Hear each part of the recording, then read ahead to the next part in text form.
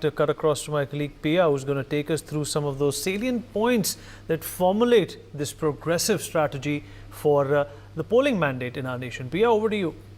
Indeed, let's take a look at some of the key recommendations that have been made by the committee that has been led by former President Shri Ramnath Kovind. The first recommendation, the government must develop a legally tenable mechanism to restore a cycle of simultaneous elections.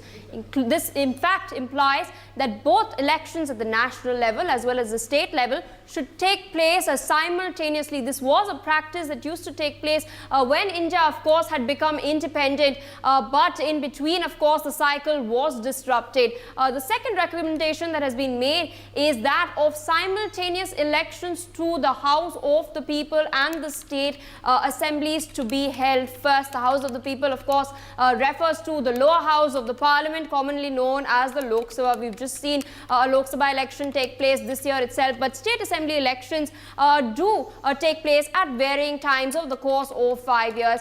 Meanwhile, recommendation 3 is that elections to municipalities and panchayats must be held 100 days or prior to the elections that are to take place, that is regarding the Lok Sabha and the state assembly elections. Meanwhile, the fourth recommendation is that first sitting of the House of the People should be issued after a general election takes place. So after the simultaneous polls, there should be a sitting of the Lok Sabha. The fifth recommendation is that the tenure of all state assemblies should be up to the subsequent general elections. So if it's let's say 3 years, a balance still remains, that will be okay. Meanwhile, recommendation 6 is to constitute an implementation group in order to look into the execution of the recommendations.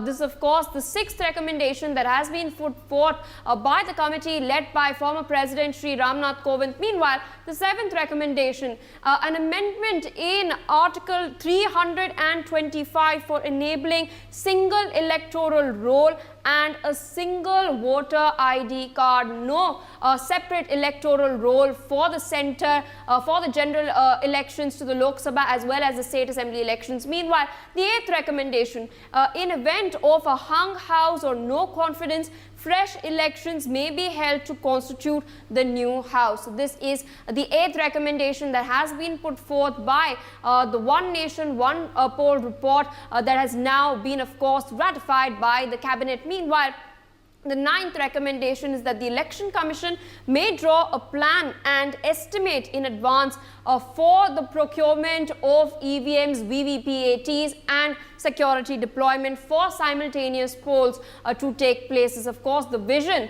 Meanwhile, let's also take a look at some of the concerns that are there with regards to the One Nation, One Poll system being implemented once again in India and some of the clarifications. The first concern, altering assembly terms would alter the basic structure. This, of course, referring to the basic structure of the constitution. Clarification is a will of the people manifested at every election is for the good governance for 5 years.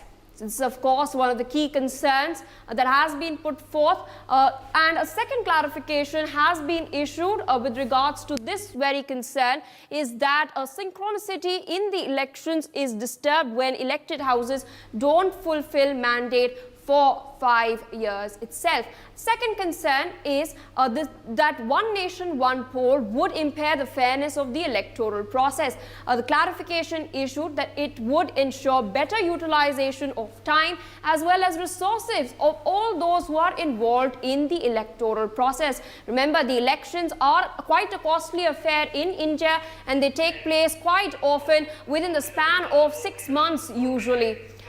Meanwhile, let's further take a look at some other concerns and clarifications. Second clarification for the second concern is that it would also reduce the role of financial resources. The third concern is that One Nation, One Poll would undermine India's federal structure. Clarification that has been issued as per this report is that India's federalism is not based on geographical considerations. This is, of course, one of the crucial clarifications that has been issued with regards to concerns regarding the federal structure. It is further gone on to state that the existence of 2 or more units of governance will not be affected by one nation, one poll. Let's also take a look at the fourth and the last concern that has been put forth. The concern is that no provisions made to deal with a hung assembly would be included. However, the report does include that. It states that a standardized approach with the governor selecting a chief minister as an interim head would be followed, and that the constitution ultimately is premised on good governance and principled politics. These are, of course, some of the concerns and the clarifications that have been issued by